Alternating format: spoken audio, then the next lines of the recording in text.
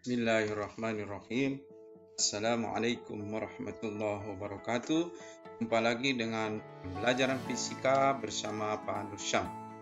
Kali ini kita akan bincang-bincang tentang induksi elektromagnetik. Jadi kita sudah belajar tentang gejala kelistrikan, listrik statis, belajar tentang magnet, dan hari ini kita akan mengetahui bagaimana induksi yang dihasilkan adanya elektromagnet. AD untuk saat ini adalah AD 3.4, yaitu menganalisis fenomena induksi elektromagnetik dalam kehidupan sehari-hari. Kemudian keterampilannya adalah melakukan percobaan tentang induksi elektromagnetik. Berikut presentasi hasil percobaan dan pemanfaatnya dalam kehidupan. Jadi kalian akan melakukan percobaan, karena percobaannya tidak menggunakan laboratorium, maka kita menggunakan lab virtual. Maka eksperimennya adalah eksperimen virtual. Anak-anak, pertemuan kita kali ini akan dirancang dalam 3 pertemuan. Pertama tentang hukum Faraday, ya, bagaimana kamu memahami fenomena yang dirumuskan Faraday.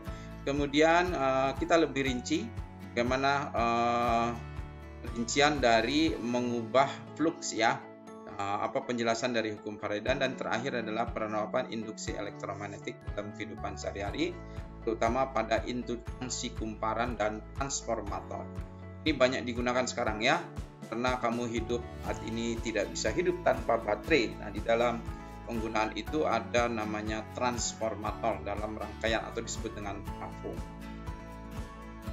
Oke, anak-anakku sekalian, sebelum Bapak lanjutkan, ini Bapak sediakan ada beberapa gambar, ya, yang berkaitan dengan pengalaman kamu belajar saat ini tentang listrik dan magnet.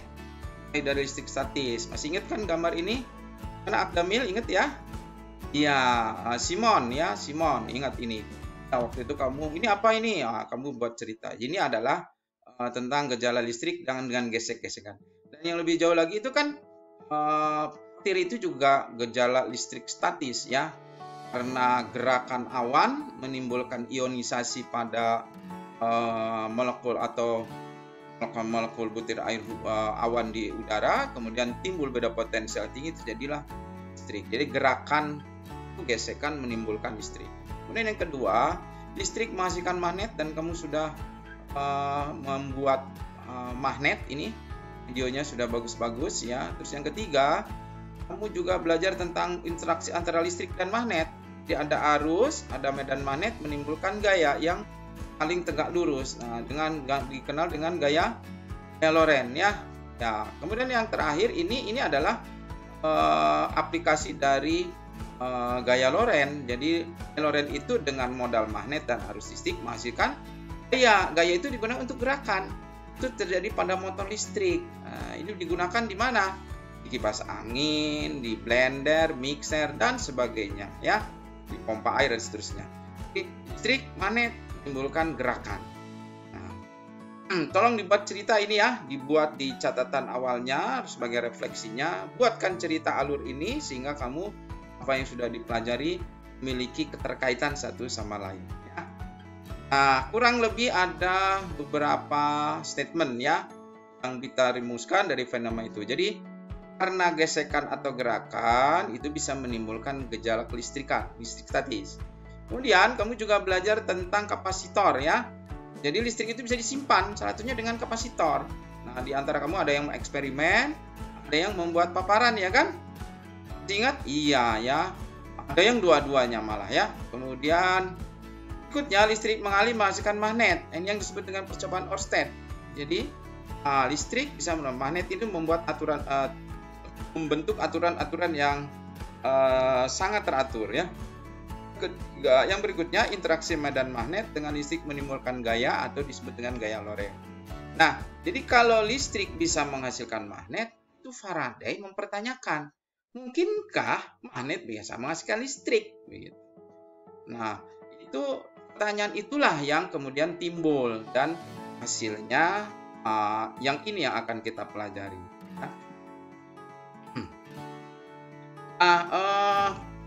Jadi modalnya adalah kumparan. Jadi ketika kamu ini kumparan ini dililitkan ini menggunakan paku dan diberi baterai, ini menjadi magnet kan gitu. Tapi ini kumparan ini kosong, tidak ada baterai di sini. Ini lihat tidak ada baterai. Ini hanya detektor arus. Ini hanya detektor arus. Jadi ketika keadaan biasa ini arusnya 0. Nah, lalu kita gunakan modal magnet. Buatlah magnet hendak dimasukkan ke sini. Hendak dimasukkan ke sini. Nah, ketika ini mendekat, ini timbul terdeteksi arus. Timbul terdeteksi arus. Itulah pernyataan Faraday bahwa medan magnet yang berubah akan menimbulkan arus listrik.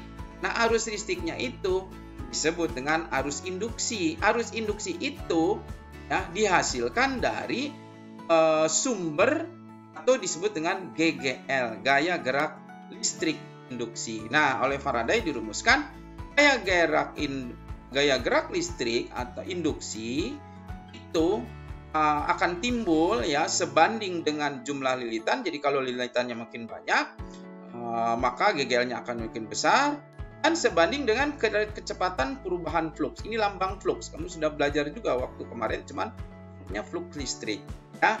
Nah, ini ditulis delta flux per delta T ya. Dalam matematik itu ada dua penulisannya.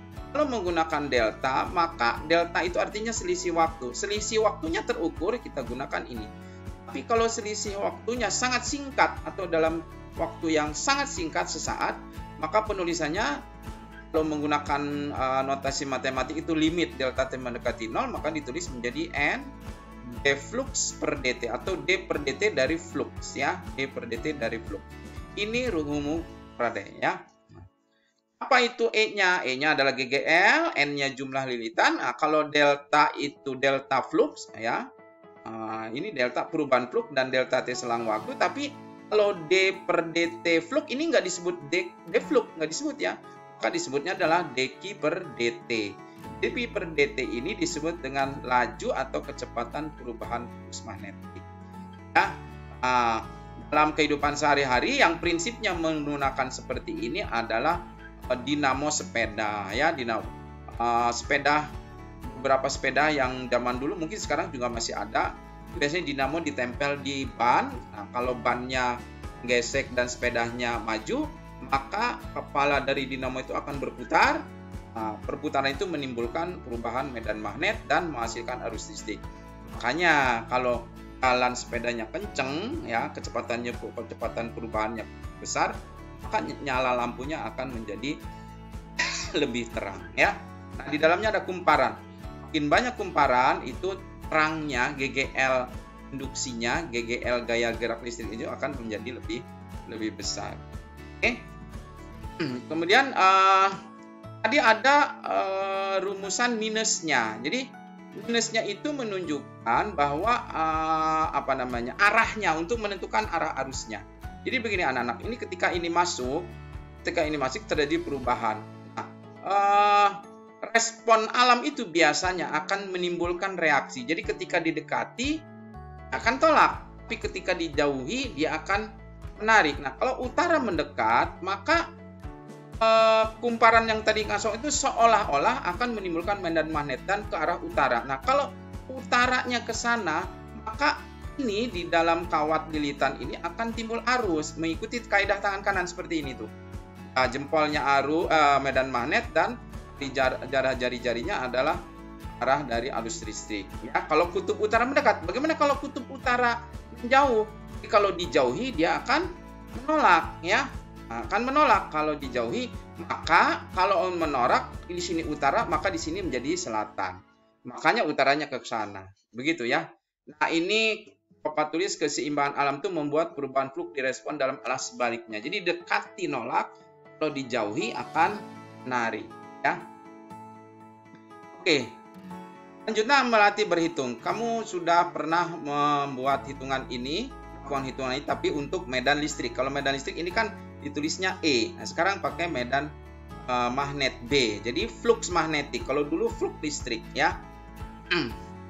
Ini diingatkan kembali, flux adalah lambangnya ini dibaca flux sajalah ya. B-nya induksi magnet, A-nya luas penampang. Jadi flux magnet tergantung pada 3. dan magnetnya, luas penampang, dan sudutnya ya.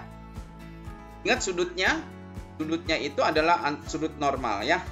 Ini coba diingat-ingat lagi untuk flux magnetik ABFE itu kan sudutnya 90. Kenapa? Karena normal dari ABFE itu adalah BC atau AD, sehingga sudutnya 90 derajat. Jadi luas penampangnya apa? AB kali AE.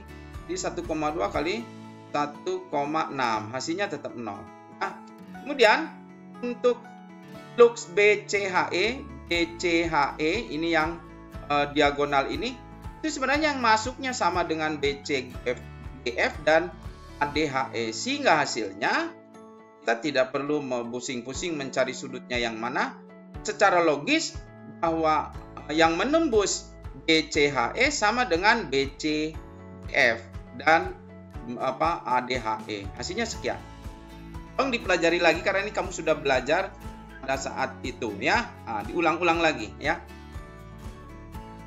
Kemudian untuk hukum Faraday-nya sendiri kita latih. Coba flux magnetik menembus kumparan ini N ya, dari flux 8,1 menjadi 0 dalam waktu 2, nah ini terukur. Jadi ini 2,5 detik, ini delta T. Berapa gegel induksi yang terjadi? Maka kamu gunakan delta karena selang waktunya terukur 2,5 detik ya. Sehingga hasilnya masukkan ini 20 minus ini ya. Dari 8,1 jadi 0 dikurangi 8,1 dibagi 2,5, hasilnya 64,8 ya. Kemudian yang berikutnya, kumparan 1000 lilitan memiliki flux. Nah ini N. Flux mana yang berubah setiap saat? Fluxnya ini 10 plus 6T min 0,2T plus T pangkat 3. Jadi ini berubah-ubah. Berapa gaya yang terjadi saat T sama dengan 10? Nah ini sangat singkat. Ini nggak bisa ditulis dengan delta T. Ini bukan delta T, ini T. Jadi sangat singkat. Sehingga kita gunakan rumus yang ini. N d flux per dt. D per dt itu turunan pertama. Masih ingat di matematik kan? Ya. Nah, selanjutnya kalau kamu ini masukkan ini N-nya 1000, kita turunkan dari 10 plus 6T min 0,2T kuadrat plus T pangkat 3. Hasilnya turunan dari 10 0 kan? Turunan dari 6T 6. Turunan dari ini adalah min 0,4T dan turun dari T pangkatnya adalah T kuadrat. Masukkan ini nilainya 10, maka akan didapat sebesar sekian ya. Jadi ini 0,4 kan 4, 6 kurang 4 kan 2, 2 tambah 300 ya. Jadi 302 hasilnya.